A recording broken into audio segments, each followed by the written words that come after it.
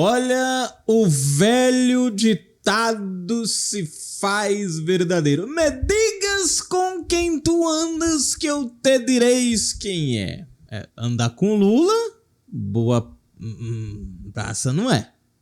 E tem outro ditado que diz: tar pai, tar filho.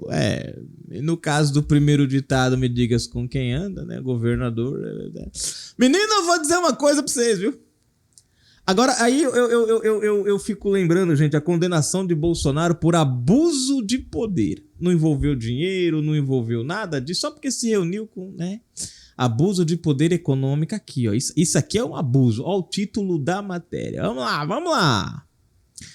Só pra nós ter uma ideia aqui. Deixa eu entrar aqui na matéria pra vocês verem. MPF pede punição do ministro Renan Filho por abuso econômico. Sabe o que é engraçado, gente? Acusaram Bolsonaro da mesma coisa. Mas só é incrível isso. Nós estávamos em um ano de recuperação por conta da pandemia. Eram fatores que eram necessários para a sobrevivência da nossa economia e para a sobrevivência do povo. Mas foi taxado como leitoreiro. Não, Bolsonaro fez isso porque foi leitoreiro. Que Bolsonaro foi leitoreiro. Não, porque CMS leitoreiro. Porque benefício pro povo leitoreiro. Tudo leitoreiro. O Brasil estava se recuperando de uma pandemia. A diferença, gente, de quem usa o negócio pela questão eleitoral e quem usa pela necessidade, tá no antes e no depois do projeto. É simples assim. Por exemplo, no caso do Renan aqui, no ano de eleição, eles criaram um programa aqui para os estudantes que dava bolsas de R$2.000 para os estudantes no final do ano.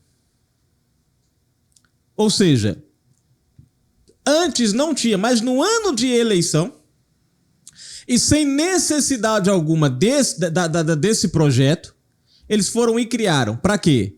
Para pegar a juventude, para criar, para comprar ali de uma certa maneira, né, induzir a juventude a escolhê-los como candidatos.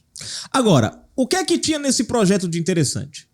Apenas o governo pagando e não tinha nenhuma contrapartida, que é o que a gente vai ver na matéria. Porque todo projeto, gente, voltado para a educação, ele tem que ter uma contrapartida. Geralmente, qual é a contrapartida? Você vai ser beneficiado com, sei lá, valores em algo. Você tem que ter notas boas, você tem que ter uma quantidade de frequência, né? Você tem que atingir certas metas para você ter direito àquele benefício. Por quê? Porque não, vai estimular você a estudar, vai estimular você a participar de atividades.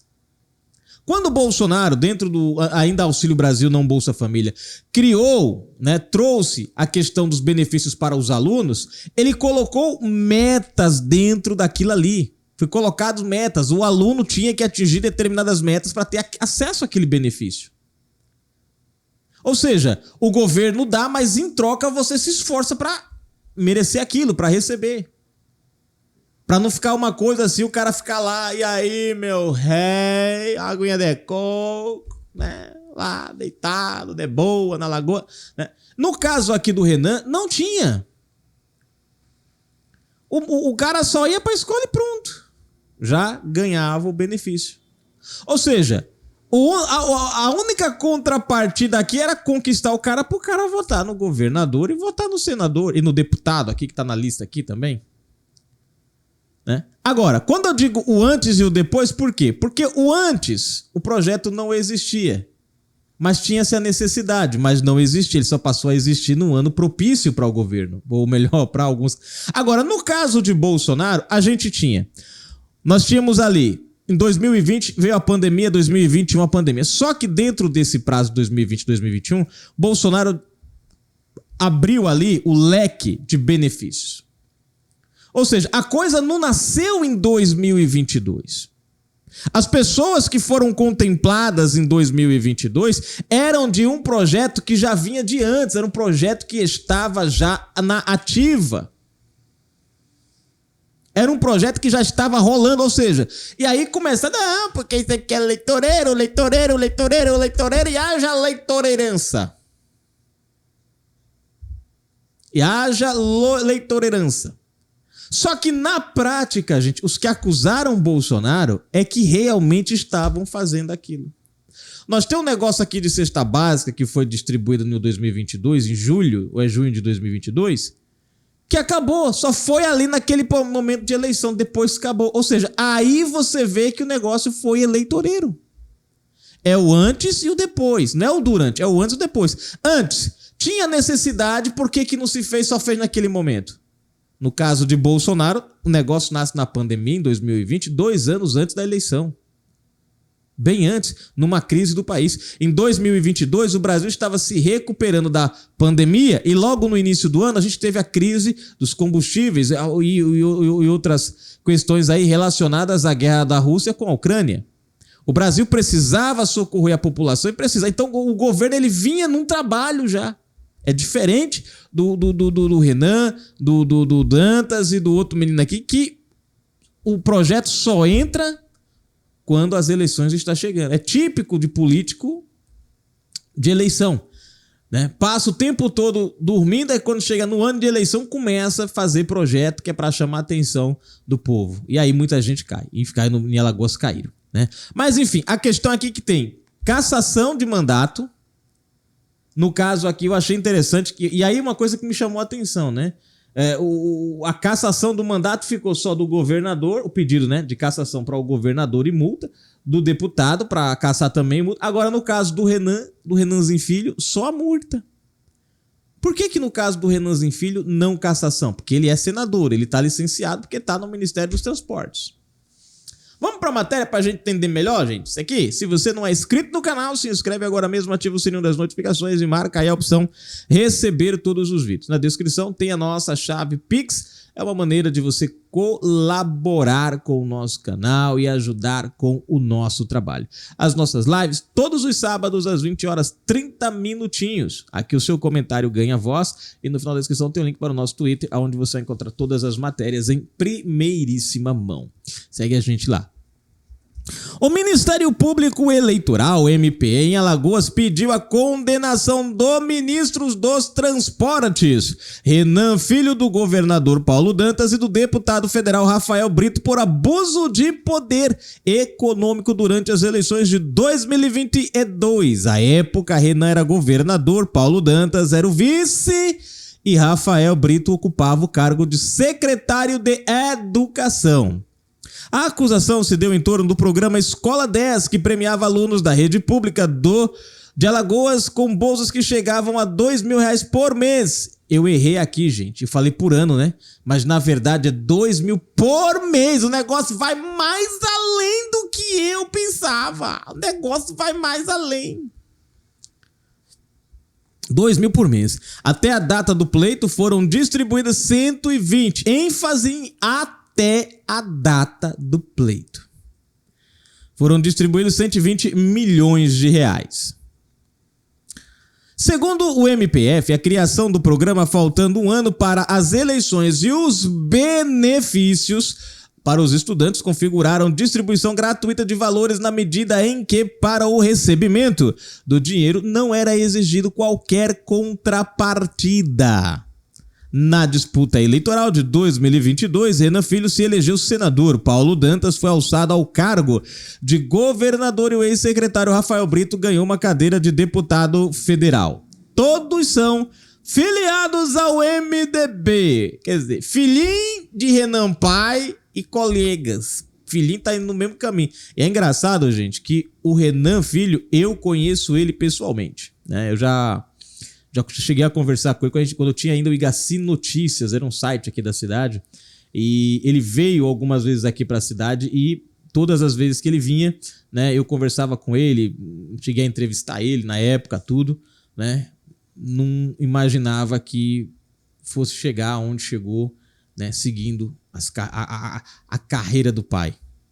Bom, O procurador regional eleitoral, Antônio Henrique Cadete, pede que seja aplicada multa e cassação dos mandatos e a respectiva inelegibilidade do deputado Rafael Brito e do governador Paulo Dantas, mas só desses dois a cassação, tá? Já no caso do senador e atual ministro Renan Filho, o MPF sugere a aplicação de multa e a decretação de sua inelegibilidade. Todos os citados negam as acusações. Não foi eu. Não tô sabendo de nada. Foi meu amigo, não sei quem foi, mas não fui eu. Né? Matéria de O Antagonista. A gente pegou aqui no Terra Brasil Notícias. Tá aí, gente, a matéria. Negócio... Não, mas depois é Bolsonaro, né? Bolsonaro é quem, né? Mas tudo bem. Chamas do que você acusa, do que você faz. Comentários pra gente finalizar aqui. José Maria Barros, grande José, um abraço, meu amigo.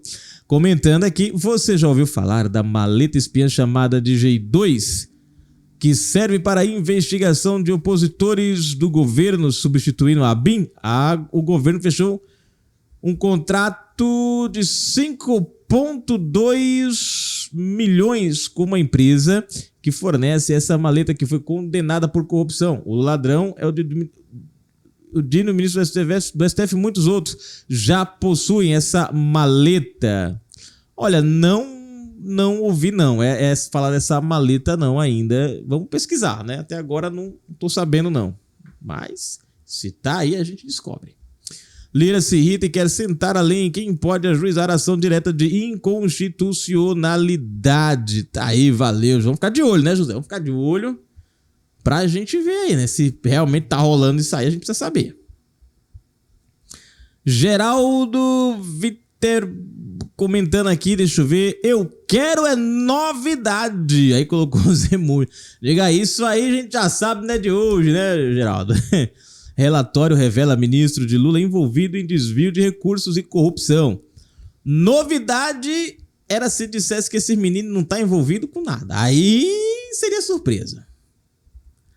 Neto de Paulo, um abraço, grande Neto. Quem não quer ser criticado não deve entrar para a vida pública. Não gosto nem um pouco do comportamento de Felipe Neto. Também não vejo com bons olhos Arthur Lira. Sou a favor da liberdade de expressão, mas Felipe Neto abusou. A liberdade de expressão não dá direito a ninguém de sair ofendendo quem quer que seja. No caso dele, é mais sério por estar ainda que virtualmente nas dependências da Câmara. Lira só está usando o precedente aberto pelo STF. Pau que dá em Chico, também dá em Francisco. Pois é. Não, é mais ou menos assim. Porque assim, uma coisa é a liberdade de expressão. Outra coisa é o que o Felipe Neto fez. Ele não usou uma liberdade de expressão. Ele ofendeu deliberadamente, né? Quando eles chamam de excremento, tal. Ou seja, deliberadamente, ele ofende, né, o parlamentar. Ou seja, Felipe Neto não detém o foro privilegiado. Ele não detém a prerrogativa do fórum. Né? O parlamentar, ele dentro das dependências do Congresso, ele tem a liberdade de falar e se exaltar, mas ali dentro. Já no caso do Felipe Neto, ele não foi pela liberdade de expressão, porque liberdade de expressão é eu expressar a minha opinião, é eu expressar a minha insatisfação. Ali ele xingou. O xingamento, ele gera ofensa. Dependendo do teor do xingamento, ele sai do campo da liberdade de expressão e passa para o campo da ofensa. E aí tem leis para isso. A gente nem precisa de novas leis do STF criando aí. Mas o STF criou esse precedente, né? Xingou, aí tome PF lá. No caso do Felipe Neto, se ele tivesse dito isso aqui contra o Alexandre de Moraes, já tinha PF na casa dele já. Né? Concordo com você, meu amigo Neto de Paulo.